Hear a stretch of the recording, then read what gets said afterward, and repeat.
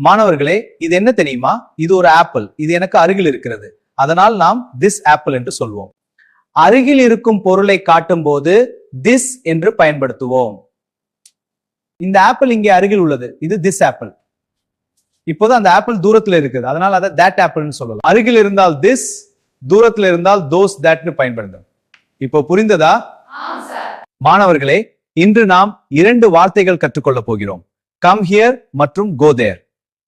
come here. ஒருவரை நம்மிடம் வர சொல்லும்போது நாம் come here என்று சொல்வோம். go there. ஒருவரை தூரத்துக்கு அனுப்பும்போது நாம் go there என்று சொல்வோம். observe how the student walks there. come here. Come here. go there. Go there. மாணவர்களே, எல்லாரும் சொல்லுங்கள். come here, go there. மாணவர்களே, இது என்ன?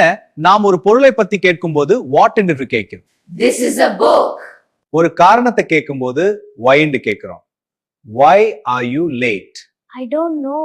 நேரத்தை பத்தி கேட்கும்போது when ன்னு கேட்கிறோம். when is the class? 2 அல்லது பலவற்றில் ஒன்றை தேர்வு செய்யும் போது which என்று கேட்கிறோம். which book do you like?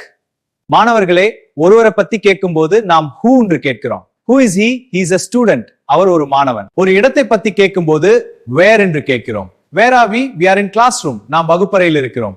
ஒரு செயல் எப்படி நடந்தது என்று கேட்கும்போது how ன்னு கேட்கிறோம். I read the question carefully, understood the steps and applied the formula correctly. Friends, இந்த வீடியோ உங்களுக்கு யூஸ்ஃபுல்லா இருந்தா லைக் பண்ணுங்க, சப்ஸ்கிரைப் பண்ணுங்க, உங்க ஃப்ரெண்ட்ஸ் கிட்ட ஷேர் பண்ணுங்க, நம்ம சேனல் வளர்ச்சிக்கு சப்போர்ட் பண்ணுங்க.